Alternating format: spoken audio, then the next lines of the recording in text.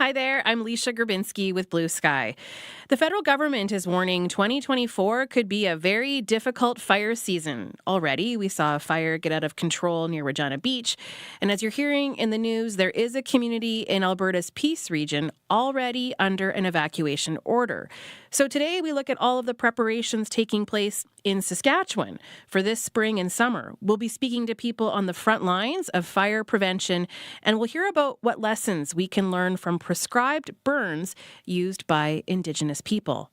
But first, here's David Shield with the CBC News. Thanks, Alicia. Good afternoon.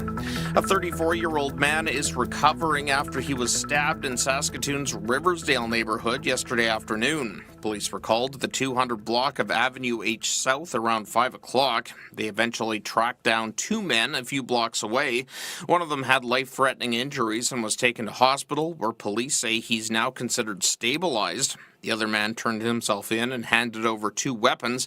The 25-year-old is now facing aggravated assault and weapons charges. Transit drivers in Saskatoon says violence on buses is getting worse in the city. So far this year, they've reported more than 30 incidents involving passengers. They range from fare disputes to aggressive behaviors to verbal abuse and even assault. Mayor Charlie Clark believes this can be linked to Saskatoon's toxic drug crisis. I believe it's still very much tied to the drugs and the toxic drug supply that's in our community, and the fact that Saskatoon in many ways is a place that more and more people from across the province end up coming to because we have more services and so on, and it is overwhelming our systems. Like, we've really been working with our transit drivers, putting in safety shields. We're going to have transit safety officers on buses that are getting started this summer. Clark says Saskatoon needs more supportive housing to help people with complex needs. In the meantime, he points to a new program that will see community support officers riding routes where most of these incidents are happening. That starts in July. It's estimated more than 20,000 people are living with some form of dementia in this province, and that number is on the rise. The Alzheimer's Society of Saskatchewan's spring session of Minds in Motion is starting up. It's a program that gives a person in the early stages of dementia, along with a friend, family member, or caregiver, the chance to do physical and social activities together. Connie Snyder works for the Alzheimer's Society. We had one of the people that's living with dementia saying how Minds in Motion is such a safe place for him to connect with others who really understand. So that's just sort of sums the program up. Saskatoon's Minds in Motion session started yesterday and Regina's starts tomorrow. It's full right now, but Snyder says there is a wait list. The Holy Trinity School in Moose Jaw has invited a leading expert on how to incorporate play into the classroom. Teachers want to meet the needs of all kids in the classroom, especially ones with more complex needs. Sarah Iono comes all the way from New Zealand. She says she's on a mission to help others use this tool for students with challenging behavior and learning needs. Play is really the idea that we will take children's natural inquiries. So, for example, we might have a child who, or several children who are busy building dams in a sandpit with water. And as they're building those dams, the teacher's watching and learning what it is that they're inquiring about. She'll be giving a public presentation today on the neuroscience of play and the brain. It takes place at Vanier Collegiate Gym in Moose Jaw at 6 o'clock. At 3 minutes after 12 o'clock, I don't have weather available right now. This is CBC News. Police in Ontario are noticing a significant change in what's happening to stolen cars. Most are still being exported out of the country, but criminal syndicates are increasingly selling them within Ontario, exploiting a loophole in the province's registration system. David Common has more.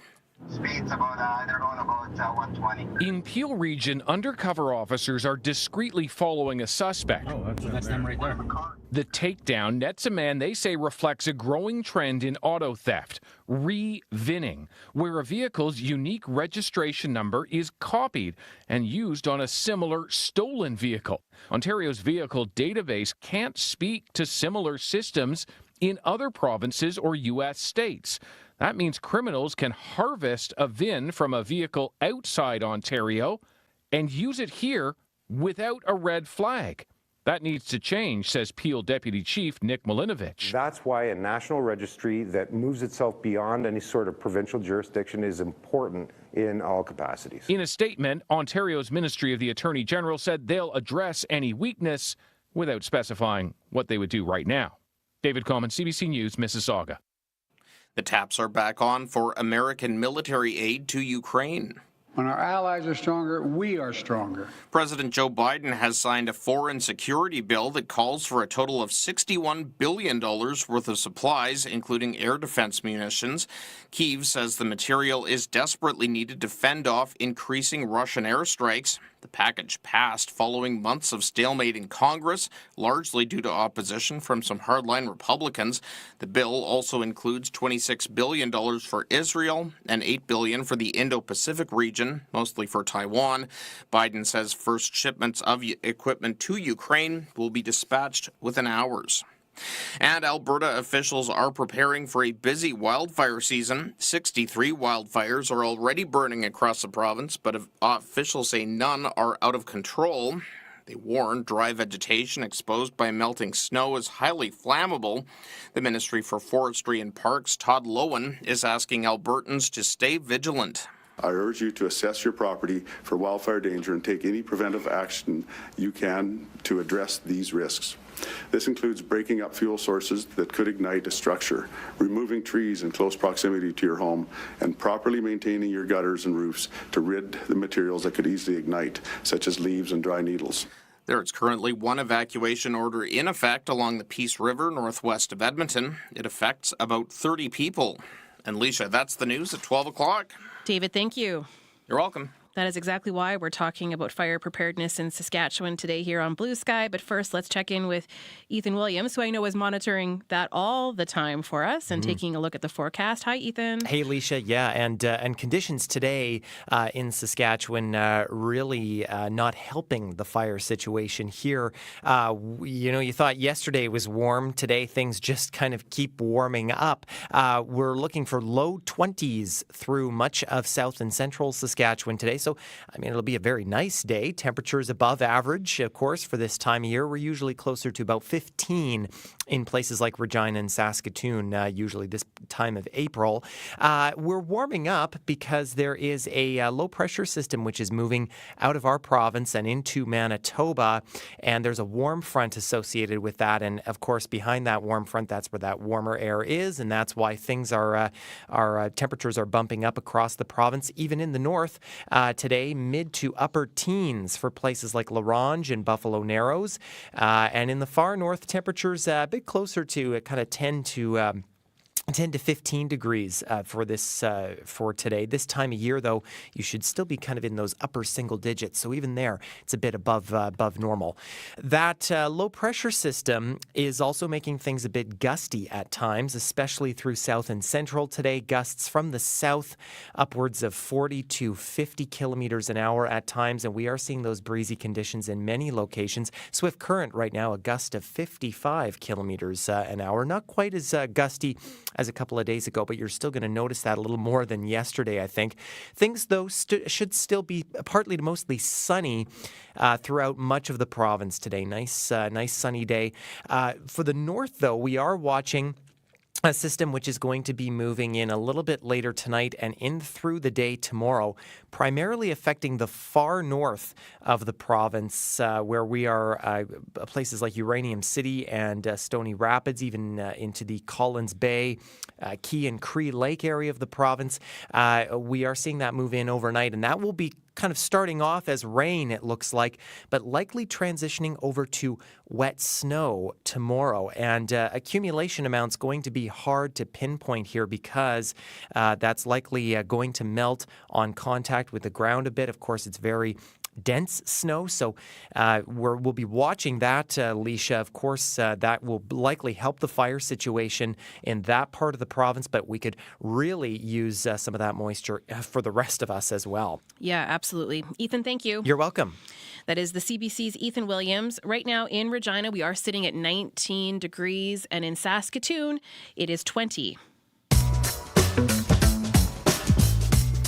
Hi, you're listening to Blue Sky. We're coming to you from the traditional territories of the Dene, Cree, Saulteaux, Dakota, Lakota, Nakota, and homeland of the Métis. Well, last year was one of Saskatchewan's most severe wildfire years on record. There were 494 fires in 2023. 1.9 million hectares of land was burned. And to give you an idea of the scale, that's about 5 times the size of Prince Albert National Park. So perhaps it comes as no surprise that the people who work in fire prevention and suppression in this province are on high alert, especially given that much of the province is experiencing very dry conditions. So today we'll hear about the work they are doing. We'll hear about the We Are Fire project, which is spreading knowledge of Indigenous-led fire practices in the Saskatchewan River Delta region. We'll learn about this holistic perspective on fire management from someone who sees its effects firsthand as a fur trapper. And as always, we want to hear from you. What lessons can we learn from previous fire seasons? What would you like to see the province doing now to make sure we are prepared for this coming fire season? The number to call, 1-800-716-2221, or email bluesky@cbc.ca. Well, our first guest today has been fighting wildfires in this province for more than 4 decades, and that's why he's one of the go-to people when it comes to fire preparedness in this province. Cliff Bittner is Director of Forestry and Emergency Protective with Prince Albert Grand Council, and he's joining us today via Google Meets. Welcome to Blue Sky, Cliff. Thank you. Thank you for the invitation. Yeah, I also want to let people know that we are live streaming on our YouTube page today, and so they can listen and watch the show by going to the CBC Saskatchewan YouTube page. Cliff, it's great to have you here. I think so many of us are just wondering what is this season going to look like. But I want to take a moment to look back, because just how bad was the fire season last year? In comparison to other years and the area burnt, in my career, both with the provincial government and with the Prince Albert Grand Council, there's a sequence of events and over time where we do have serious fire situations, and last year being one of them. Recent years in 2017, 2015, where we were in similar situations.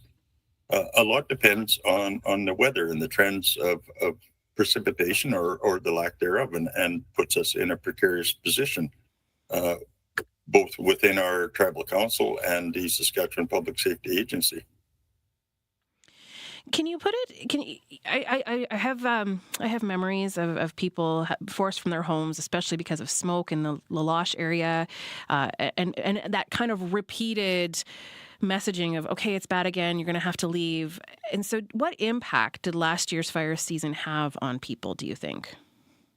It's a profound impact, and a lot of it is from other jurisdictions. So particularly last year, we had a lot of effect from the smoke in Northwest Alberta and into the Northwest Territories that affect the community in northern Saskatchewan. And smoke primarily is an issue with priority 1 people, the elderly, anyone with high risk lung issues, or even the infant and young people.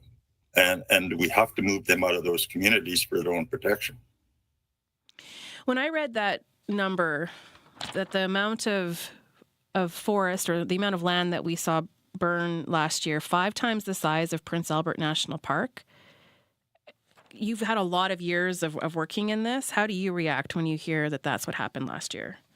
That may be a small percentage of the forested area in the province. I look back at 2015. I think 2% of the forested area burned, which was a substantial amount. But when you look at the entire picture of what is being burned in the province, it's not so much the area that's being burned, it's the intensity of the fires and the ability of the public safety agency to respond to those fires. And smoke being one of the issues. How do you fight a fire if you can't fly and you can't see the fire? Or it's too dangerous to be in the air because of the issues that we have with smoke. So there's a lot of things that are kind of part of the operations of forest firefighting in the province. And was it quite intense last year? Yes. Yeah. It was the fire intensity. So in terms of the ability of the organization or the agencies and our work that we do, it limits what we can do, and because of the intensity of the fires and the dangers involved in a direct attack to that fire. So there may be other options that we look at, and using fire as an operational tool to eliminate the fuel ahead of a fire that's moving towards a community, or trying to control it by indirect methods of attack. And we'll talk more about all of that. But first, what are the current predictions for what this season could bring? It's hard to predict. We're still early in the year. In any fire situation, we need three things to burn. We need fuel, we need air, and we need heat. We have the fuel, we have the dry grass, we have the dry branches, twigs laying on the ground, we have the trees, we have the air, but we need something to get that started. So when all these things are present, a fire can easily start and spread out of control. But how do we reduce that? So we have a lot of fires at this time of year that are human-caused fires, and they are preventable. And that's our message that we're trying to get out. I want to know more about that, because when we say human-caused, there's like a number of things that come to mind for me. And I'm wondering, what are the actual reasons? What are the human ways that we're causing fires? I think of people who might be burning garbage. I think of fire pits that are left without being properly extinguished. I think of cigarette butts. So what is it? How are humans starting some of these fires? Those are some of the situations. Even an open fire in your backyard. If you don't have a shovel or a water source or a sprinkler, one spark out of that into the dry grass beside it can start a fire. If you look at the conditions today, it's hot, it's dry, it's windy. There's no fuel moisture in the fuel. That is kind of a disaster waiting to happen. There are other situations, and it could be industry. It could be a spark off a train track. It could be an ATV, a muffler off an ATV. And these are all situations that aren't predictable. Whereas lightning, in a sense, if we're following a storm, we know where we predict where a fire will happen. Human-caused fires are unpredictable and can happen anytime. And we've had situations even in most recent days, and it could be a child playing with a match, accidentally igniting an area, and that threat exists, and it exists every day. So for us, education, prevention, things that we can do to eliminate that human-caused threat for fires would immensely help the situation going into this year's fire season. One thing that the province does do at times is restrict fires, right? There are fire bans, but I don't know if we're ever restricting quadding, and you use that as an example. So are we doing all we can to take all the necessary preventative measures that is needed? I think the communicating that message, and I'm not saying that the Public Safety Agency cannot do that. I think they have the authority to restrict movement within their provincial forest boundaries if the fire conditions exist as such that eliminate that potential threat by restricting access into the forested areas. That happened in Alberta, right? Last year, the people weren't allowed into certain parks, provincial parks. I feel like that did happen, and that wasn't something I had in my recent memory of needing to take that kind of measure where you'd actually restrict camping just to not have human movement within those park boundaries. So I'm pretty sure that did happen in Alberta last year. It may not restrict the camping, but it will restrict open fires in the campground. So it would be a briquette, barbecue, propane, something of that nature to eliminate that risk. And that can apply to your own home. To use a briquette, barbecue, or something of that nature to cook outside rather than an open fire at this time of year when the conditions warrant. We've been hearing already about some grass fires in the province. You know, just last weekend there was a fire near Regina Beach that spread quite rapidly. Obviously, all parts of the province are at risk of fire, but for people who live in and near the forest, they're often more greatly affected by both fires and evacuations, like you said, from smoke too. What are you hearing from leaders in these communities right now? As you said, there are fire bans in place, and some of the First Nations in Saskatchewan and their leadership have put out fire bans. Municipalities do the same thing. One of the things for me is to be prepared and have fire safety measures on hand if you are camping. If you have an open fire, if you're cooking outside, make sure that you have the ability to stop any type of ignition that may come from that fire source or that campfire you have, a shovel, water source, and be cognizant of that fact that those things can happen, and they happen very fast under these conditions. In a moment, we'll be talking to Renee Carrier, who's been very involved with the We Are Fire project. But first, Cliff, I want to ask you about some of the other preventative measures that are being taken right now. So everything from controlled burns or prescribed burning, forest thinning, that sort of thing. What can you tell us about some of those measures that are taken to help prevent fires from being so intense and so out of control and threatening communities? Within our organization, we have fire protection agreements or contracts that we provide fire sustained action personnel to the province. And we're currently training a lot of our individuals, both with other tribal councils and the Prince Albert Grand Council and the initial attack people within the Public Safety Agency. Other things that we can do, and I've heard it earlier in the broadcast in respect to Alberta, and the term fire smart. Fire smarting your home, fire smarting your property. A lot of that kind of deals with an individual home or an individual property. And I'll use an example of Fort McMurray. When the fire in Fort McMurray several years ago happened, it was not only the houses that were adjacent to the forest that burned. There were properties several blocks in where the houses burned. So why did they burn and other houses didn't burn? In respect to cleaning your gutters, in respect to having flammable material away from your home, having a water source handy. Those are all safety measures that each individual can do to protect their own property. And what about prescribed burning? Prescribed burning, a farmer burning his field, for example, or his property.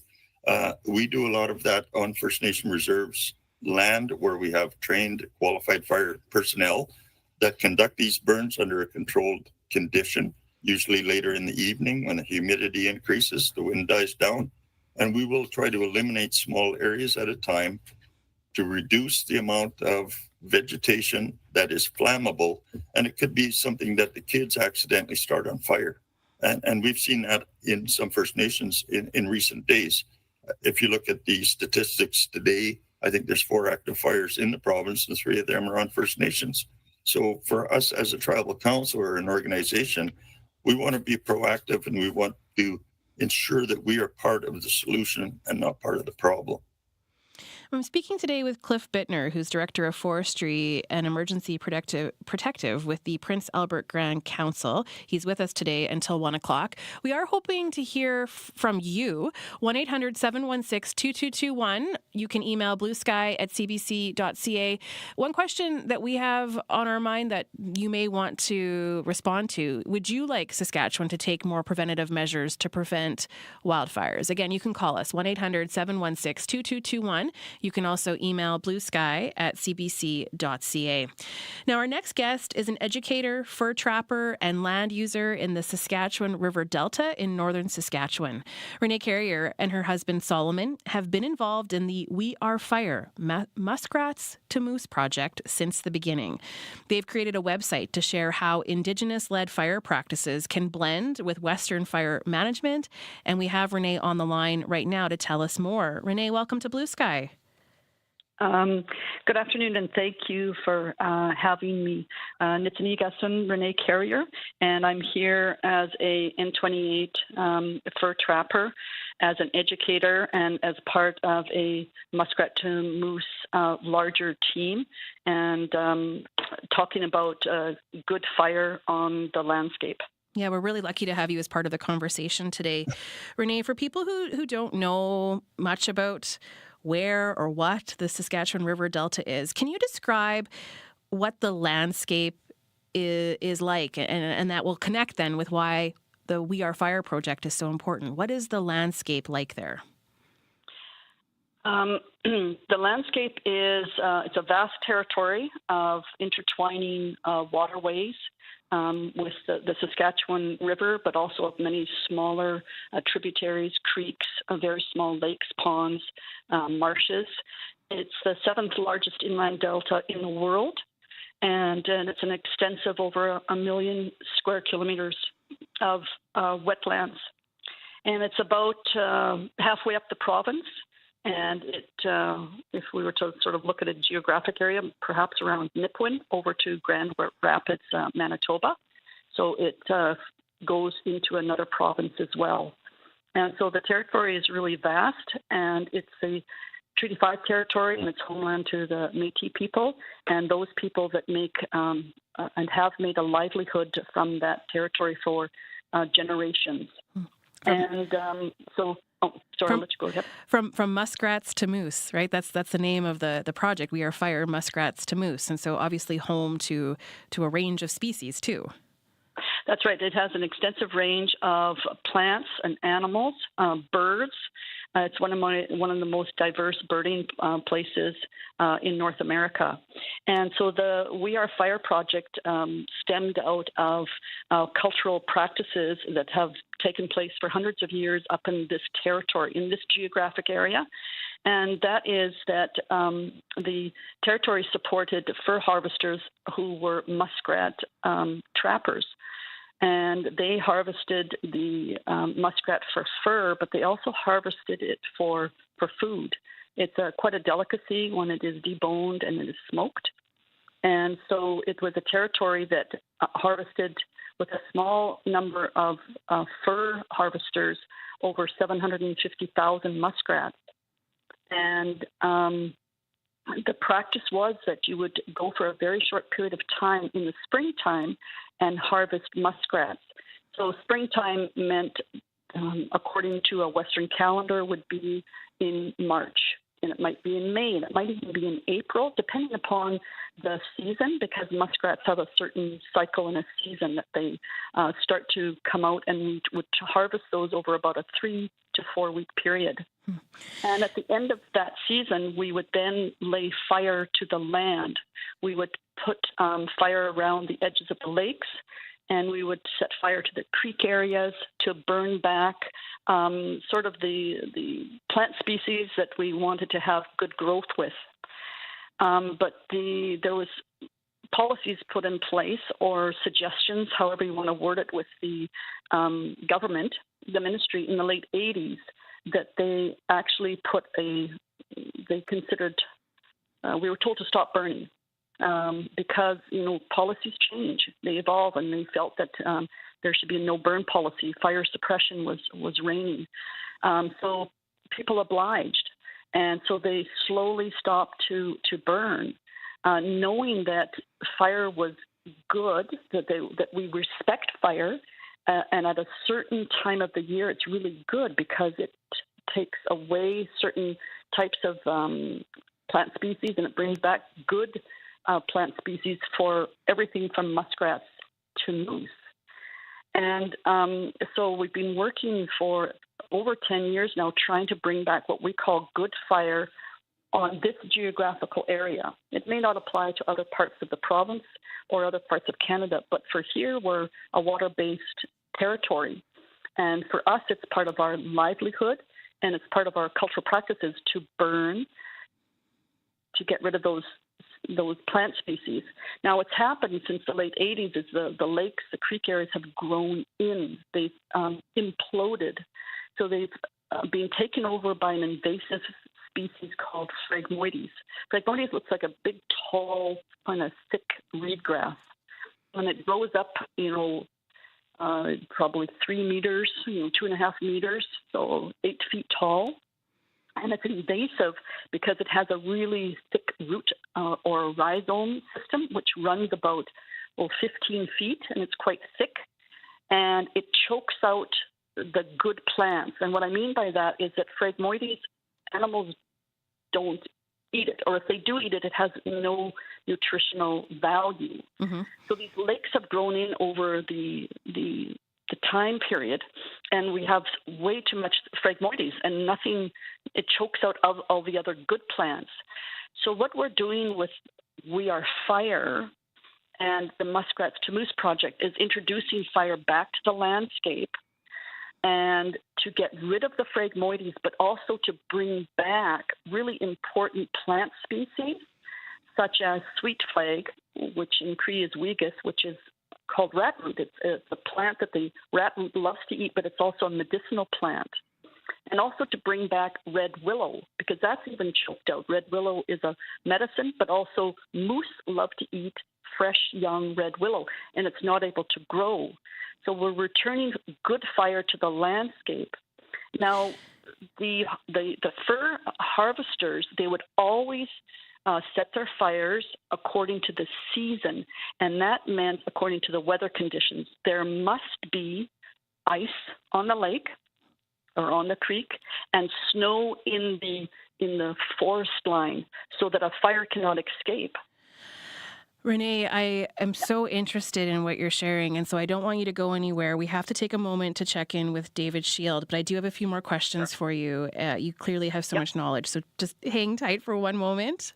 I'm Leisha Grabinski. You're listening to Blue Sky here on CBC Radio 1. We are talking about preparing preventative measures to make sure people are doing what they can to prevent a severe fire season. And so you can call us if you have questions or if you have thoughts on what we've learned from seasons past. You can call 1-800-716-2221.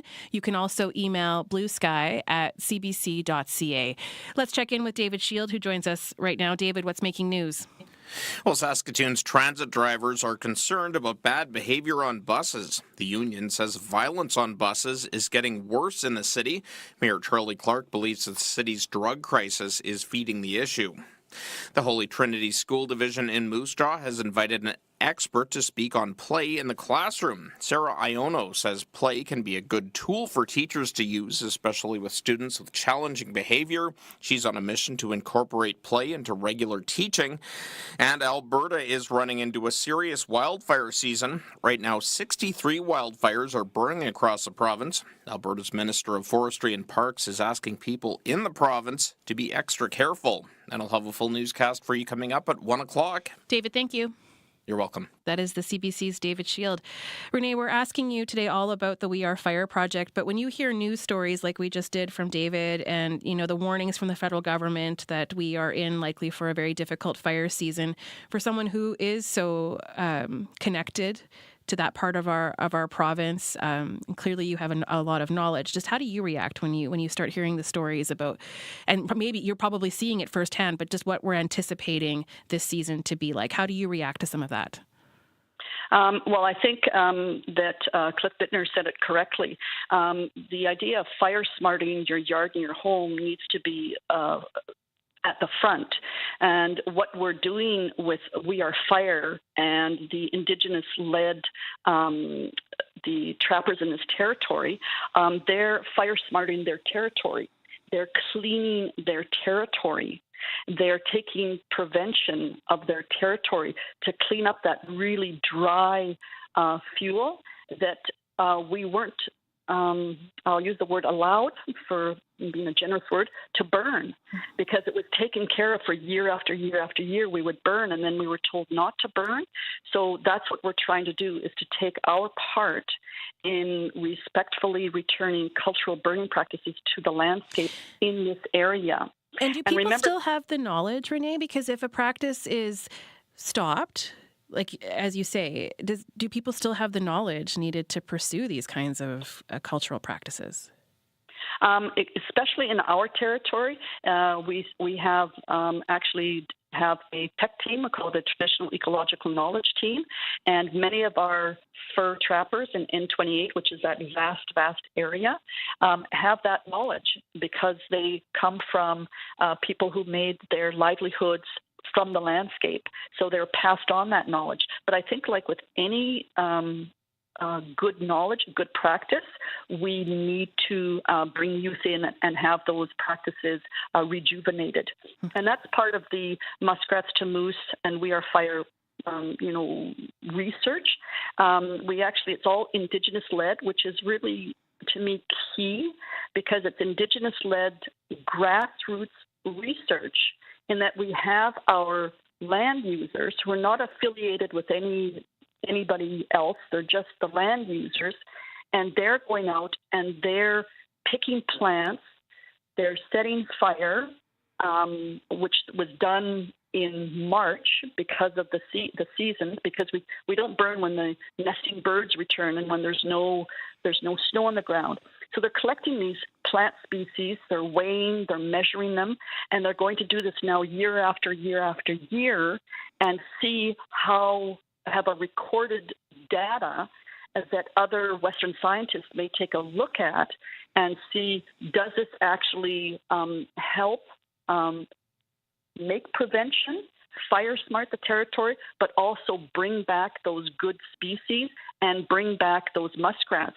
Remember at the beginning of the conversation, I did say that there was 750,000 muskrats harvested. Ourselves, we didn't harvest any this year, and probably over the past 4 years, we've harvested maybe 10 at the most. So the landscape needs to be healthy. It needs to be rejuvenated. And this is one tool that Indigenous people in this territory use to revitalize and restore that beautiful landscape. I have one last question for you, Renee. What kind of interest are you seeing in this approach? From people in this province, but then also other parts of Canada? It's actually gone even further. It's North America-wide.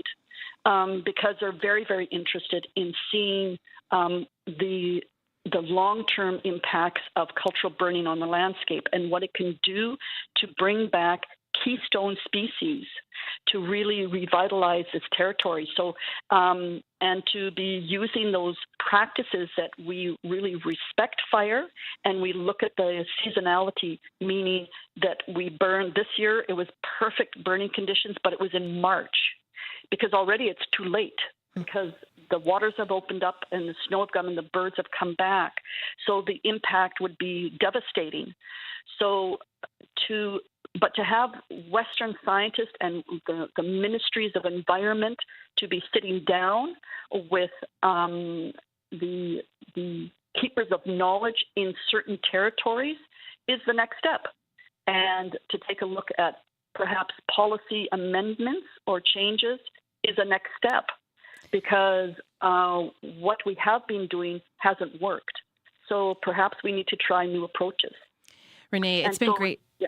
Oh, I'll let you finish. Go ahead. No, I was just going to say, please check out wearefire.ca, and it's a beautiful toolkit that has taken a large group of people to come together and to share knowledge. And so take a look at that, and I ask all of our Saskatchewan people to have a look at that and, to look at a different way of how fire can be used as a tool in a respectful way according to certain seasons. It's impressive. Renee, thank you so much for being here today. Okay, thank you for having me. That is Renee Carrier. Renee and her husband Solomon are members of the We Are Fire project team. They have created that toolkit for applying Indigenous-led fire practices and Western fire management in their area of the province, the Saskatchewan River Delta. You can find more information at that website, wearefire.ca. We also have with us today Cliff Bittner, who's Director of Forestry and Emergency Protective with Prince Albert Grand Council. He's been listening in on that conversation with Renee. Cliff, any initial thoughts? Are you paying close attention to that project? Does it inform anything that you're doing with the Prince Albert Grand Council? Yes, it's a project that I've been involved with since 2005, and it's actually led through the Prince Albert Grand Council with funding from Natural Resources Canada.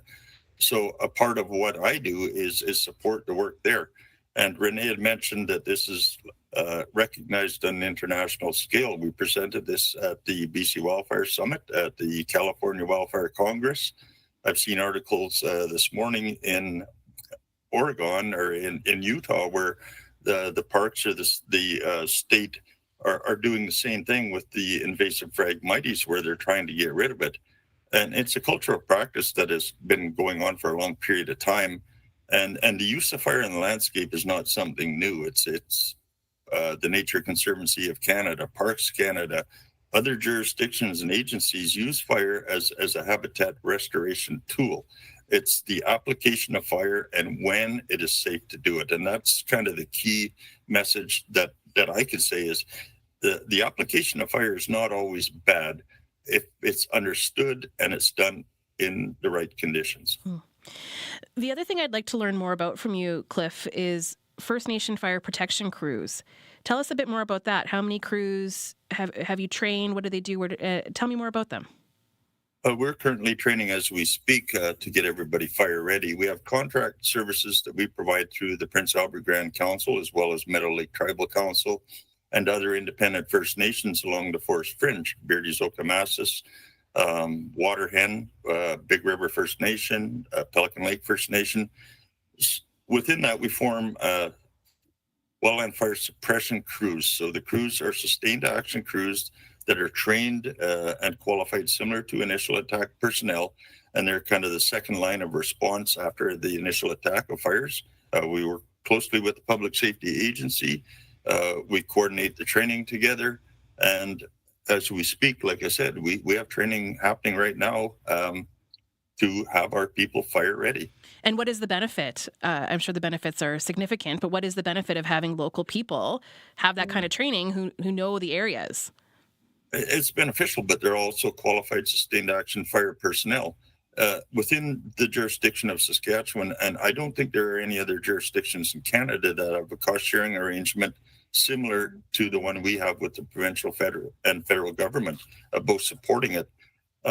So within our organization, we have 36 5-person crews. Meadow Lake Tribal Council, I think collectively within the province, there are 58 crews.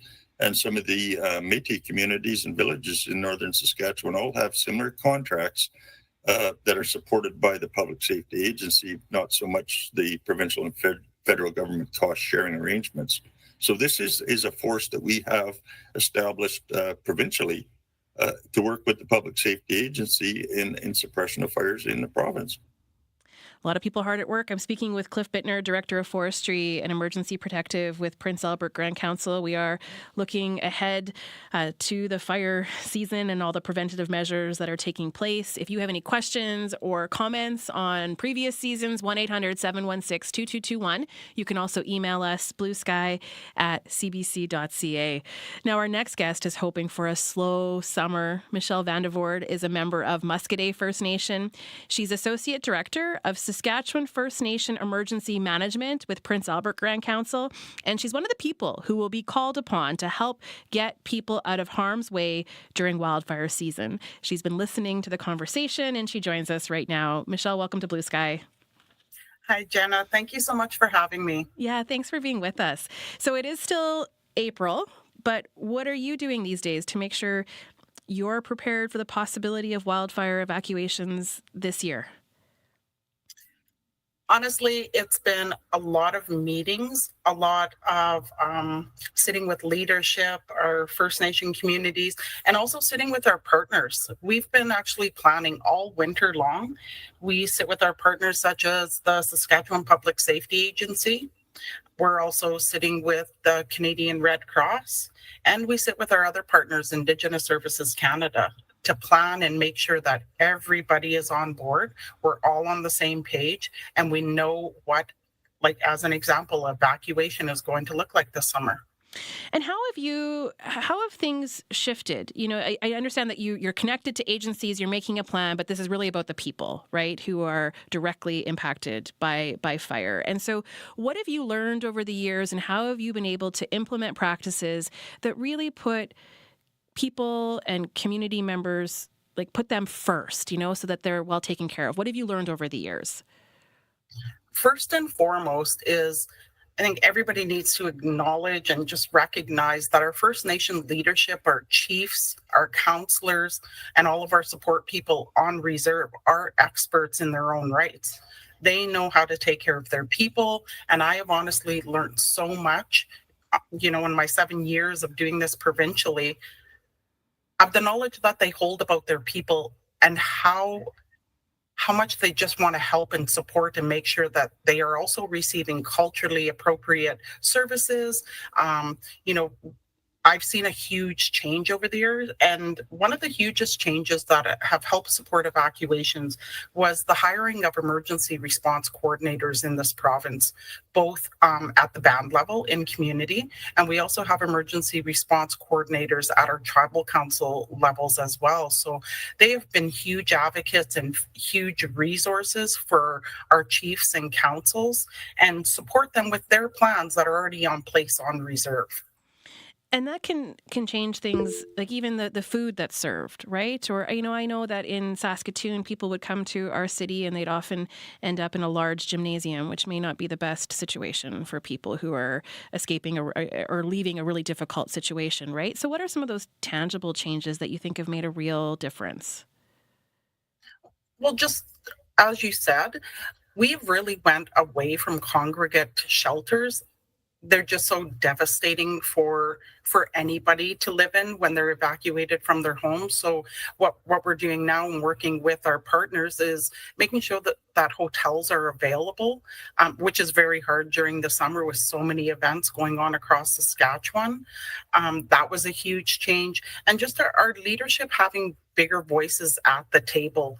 Me and Cliff were actually in meetings yesterday with Indigenous Services Canada, the Public Safety Agency, talking about trilateral agreements and what those look like. So that will also be a huge game changer for our First Nation communities to really have their voices heard on paper and everybody following a plan. I think I was reading that you're even working with Indigenous language speakers to announce information on radio. I think I read that even having messaging, safety messaging in Cree, for example, how important is it to have it in Indigenous languages?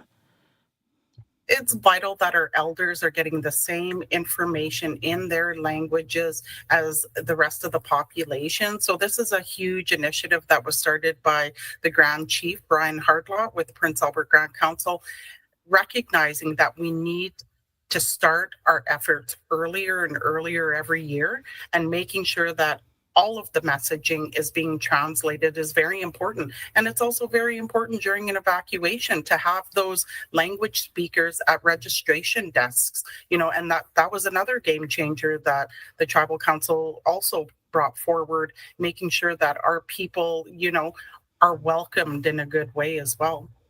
Yeah, because I can understand that it's one thing to say you need to leave your home, but then in practice, what are some of the biggest challenges in convincing people that they may have to leave for their own safety? It's very challenging every year. Nobody wants to leave their home, but when you see very large columns of smoke close to your community, it's very dangerous. We've had a lot of near misses. Going back all the way to 2015 to where we are today. We have seen evacuations almost every summer since 2015, the largest being in 2015 with the Lac La Ronge Band. And, just preparedness is so key and so important, and it happens all winter long. Tell me more about that. What would you be doing in the winter to help people prepare? As I said before, we sit in a lot of meetings with our partners, making sure that we're all on the same page, that we have the same plans, that hotel availability, what is that going to look like for the summer? That's important. Making sure that all of our fire trucks on reserve, standing up our structural firefighters is also very important. We're doing things like Cliff said with control burns and making sure that we're protecting our infrastructure on reserve, and making sure that our people are just really safe. Have you found a way to work with youth and to help create young leaders when it comes to this sort of thing? So I love speaking about the youth. I'm actually involved with an organization out of British Columbia called Preparing Our Home, which is standing up our First Nation youth to be leaders in emergency management. So I've been a part of that team as a mentor for, I believe, 4 years now. So they come to BC and Osoyoos, and we get to have these youth for 5 days, and we are just trying to transfer our knowledge that we have about emergency management.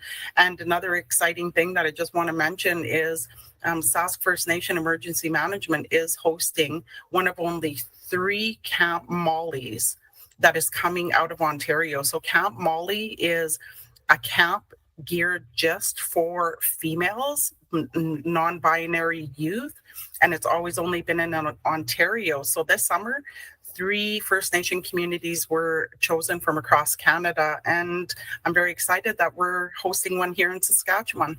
Wow, wow. And just how much does that change things to have youth, for youth to have that kind of knowledge? What does that do for communities?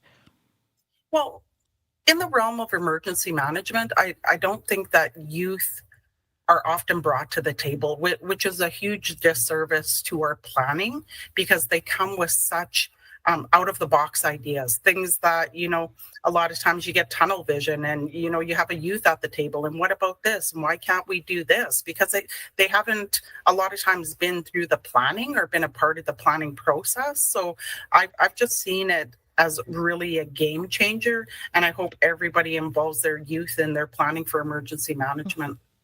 It's nice hearing your energy today, Michelle, because I think there's a lot of stress, and that when you don't know what to anticipate, right? So there's just that kind of energy that comes with conversations about we don't really know what's coming, but we're worried it could be quite difficult. And so I appreciate the energy and the enthusiasm that you have for the work that you do, but I am curious, how are you feeling this spring heading into this season? How are you doing with things? What are you anticipating?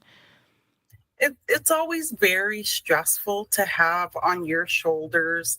I feel a huge amount of responsibility to all our First Nation communities here in Saskatchewan, making sure that everybody's prepared, they have good plans, they have good partners. So it is very stressful. But I go back to our emergency response coordinators and what a huge game changer that has been for emergency management and fire safety on reserve. I also, often think about our First Nation structural firefighters, our captains, and all our firefighters. Huge shout out to you. I know they're all very busy. I appreciate you all, and I know they do a lot of hard work in their communities as volunteers, and not getting paid to do that job. So I have a lot of trust in our First Nation community members. I know they're prepared. I know they know what to do. And, we just need to get partners to help us along the way. What would make things even better? Is there something that you think would still help improve the system, whether that's the firefighting aspect of it? Do you have all the firefighting equipment that you need? There's that side of it, but also, in supporting communities, what would make things better? What's still missing, do you think? One huge thing that I've been advocating for many years now is for paid fire chiefs on reserve. Right now, our fire chiefs are volunteer and have been for 30 years. That would be a huge game changer for fire safety on reserve. And then when I think about emergencies and evacuations, I believe, and actually Prince Albert Grand Council is working very hard on having an Indigenous evacuation center. So we're not always having to flee to hotels and city centers to minimize the damaging effects from having to leave your traditional territory. I think is really, really hard. Just leaving those lands. We often think about, homes burning, and it's just as hurtful and damaging to our First Nations people to see that land burning as well. So to be able to be closer to the north and positioned in the north in an actual First Nation evacuation center would also be a huge game changer. And an unlimited budget. And an unlimited budget. We all want that. Yeah. It's been great talking to you. Thank you so much for sharing with us today, Michelle. Thank you. That is Michelle Vandervoort, Associate Director of Saskatchewan First Nation Emergency Management with Prince Albert Grand Council. We do still have Cliff Bittner with us, Director of Forestry and Emergency Protective, also with Prince Albert Grand Council. Cliff, just listening in to Michelle, there are a lot of stuff going on, and I'm sure she said you were in meetings together yesterday. What stands out most to you from what we just heard from Michelle? Her passion. Michelle is a passionate individual in respect to structural fire and having women in a non-traditional role in the fire environment, and which is supportive for a lot of individuals and young female people that are interested in a profession either in wildland firefighting or structural firefighting. Yeah, pretty amazing to hear from Michelle. I have one question for you, Cliff, about the technology that is now used to help keep watch for fires. So at one time there used to be people stationed in fire towers. That's changed, right? How has technology changed that? Technology is taking away the individual or the human component, I guess, of fire observation. So the Public Safety Agency has cameras or monitors in all those sites with 4 individuals staffing those sites or those monitors on a daily basis. And it's a heat signature or smoke signature that is recognized, similar to an aircraft flying by or how are fires reported. It could be an individual driving down the highway, sees smoke, and they report a fire. It could be a transcontinental aircraft going overhead and sees smoke or sees a fire, and they report it in. We also have access to U.S. What they call FIRMS or MODIS, which is a heat signature satellite system that's developed that identifies a heat signature on the landscape, and it may mean north of Laurent somewhere in an isolated area, but there's a heat signature where then the province can send out a detection aircraft to verify if that is a fire and what it is. So there's a lot of technology has changed from the older days of working in a fire tower. And I started my career working in a fire tower in 1979. So wow. It's come a long way. And change for the better, you think? And change, yes. Obviously there's individuals and positions of individuals that lost those positions, which had some detrimental effect, I think, personally to individuals. But technology has taken over, and we accept that technology. I've been involved in a Canadian satellite stakeholders meeting where Canada is looking at putting up satellites specifically for jurisdictions and agencies in wildfire protection. Oh, interesting. So these are things that are happening as we speak. We are almost out of time, but I want to give you one last opportunity to share with folks, because we do have a lot of listeners in areas where they, it could be a difficult season. And so what final words do you have for people, how they can best prepare for the possibility of, their place being at risk of fire? I know Michelle had talked about mitigation and things that we've done in our communities and community home protection or individual home protection. This time of year is most critical, and we talk about human-caused fires and the percentage of human-caused fires related to the activities in the province. For me, the most important message that I can say is that fires are preventable. So be prepared. Have kind of an extra line of defense around your home, either preparing your mowing your lawn, keeping the shrubbery adjacent to your home away. And a lot of times, if you look at the transfer of heat or how a fire moves, it's based on 4 things. There's convection, heat rises, conduction, which one burning piece will touch another burning piece and that will burn, the radiation from the fire, but also ember transport. So those 4 ways that heat transfers, ember transport is probably the most critical. So in front of a moving fire, you have embers moving. And it's the embers moving and coming adjacent to your home that generally are going to cause the most trouble. Right. Cliff, I appreciate this conversation today. I know we'll probably talk again, and I do hope that things are going to be okay this season. So thanks for your time today. I really appreciate it. I appreciate it. Thank you very much. It's Cliff Bittner, Director of Forestry and Emergency Protective with Prince Albert Grand Council.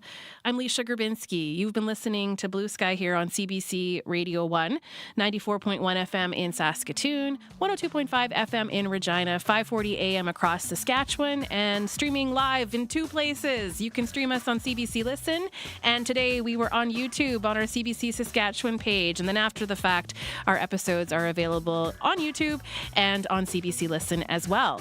Tomorrow, we're talking poetry. It's National Poetry Month, and so we're celebrating this powerful art form on the airwaves. We'll be joined by Saskatchewan's poet laureates. We'll hear about some of the poetry prompts that writers in this province have been working with this month. And hey, you can call us and share a poem you wrote. It's going to be fun. So join us between 12 and 1 here on CBC Radio 1. Have a great afternoon.